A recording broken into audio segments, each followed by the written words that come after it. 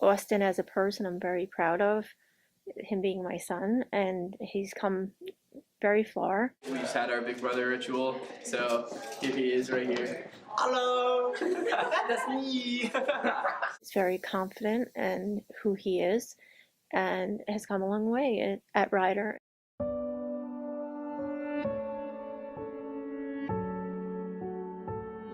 I'm Austin Morford. I'm a sophomore at Rider University, and I'm also a brother to the NJ Zeta chapter Sigma Phi Epsilon. So I started to realize that I was not identifying as a girl, mainly when I was younger. I've always known, but really my freshman year of high school, I started to realize that something was a little off and different. So over the years, I really tried to get to understand it more, and I finally realized that this is who I am. I'm not a girl, but I am truly a guy inside and out.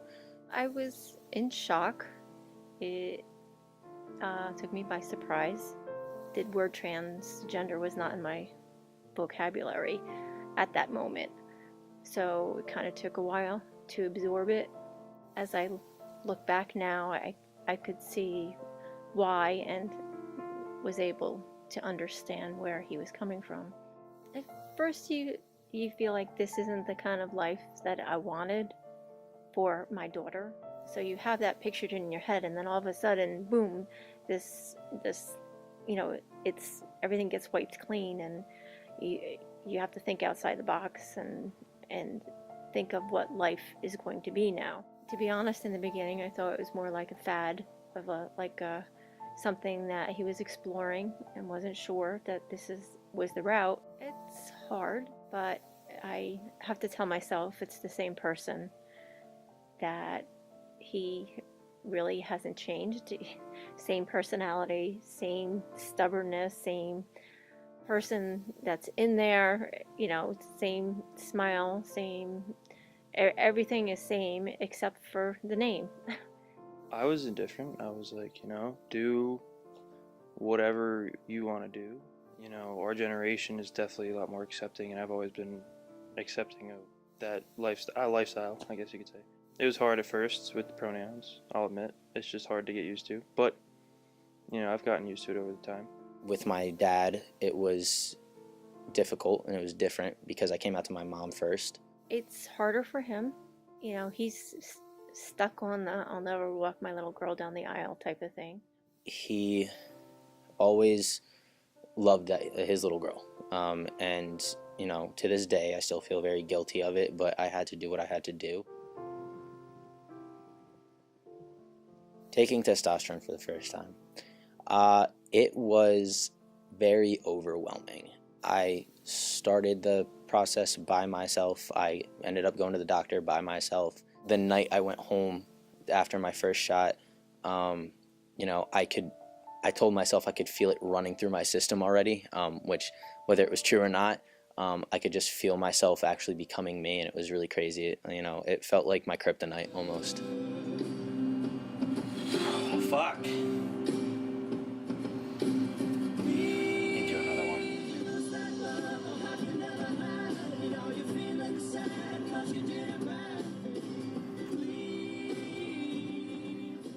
I was bullied a couple of times. They were telling me, "You're not her boyfriend, you're her girlfriend, and you never will be a man." It's actually stuck with me until this day, more or less as a learning process, because I question myself all the time, what is a man? What makes up a man? What do you rap? Sing it! What do you rap? Sing it! What do you rap? Sing it! I wanted to join a fraternity for a comforting feeling of knowing that boys do support trans men. I always had a stereotype in my head that guys are closed-minded assholes. They're gonna be exactly how they were in high school when I was told I wasn't gonna be a man. I never was a man, never was gonna be one. And I really just wanted to feel like I was a part of something. I really wanted to prove to myself that that stereotype that I had in my head wasn't true. When I joined, SIGEP, I was really nervous. I didn't know what was to come of it. I didn't know what was gonna necessarily happen with it. I didn't know if I was gonna get the support. The thing that was going through my head was, do I want to tell everyone that I'm trans if they don't already know? I stood up at the podium and I said, I want you guys to know, you know, we're brothers. I don't want to keep anything from you. And I really want to let you know that I am transgender. They really respected me for it and they really supported me. So after that and telling them in chapter, I was really surprised, but I was really excited too, because I knew that this was gonna help me get rid of that stereotype in my head. I did talk to, he wasn't my big at the time, but my big brother, and went to him for some advice. My littles. You know, he told me, he was like, we're all gonna love you no matter what. You know, there's some guys in there that, you know, might not agree with it, but you didn't get a bid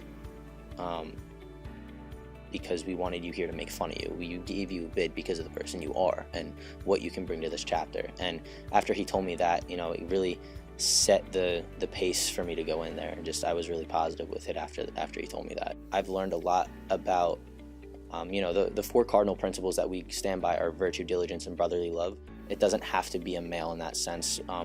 We have girls from other sororities that are lettered because they stand by those, and we look at them as carrying our, you know, cardinal principles and our values. And, you know, to this day I bring it with me, and I'm just like, what really is a man? And I continue telling myself that it's not just the beard, it's not just the deep voice. Joining the fraternity really helped me get to that milestone.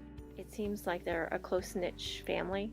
You definitely get that sense of, you know, that you're welcome no matter who you are. In the fraternity, he can really count on people to go to, which I think through this transition and through the whole college experience is better for him. It continues to be the most amazing experience that I've had. This was the right road because he's very happy. As stupid as it sounds, I feel like I'm part of a brotherhood, not just because I'm in a fraternity, but because I'm actually a part of the guys, and that's always what I've wanted.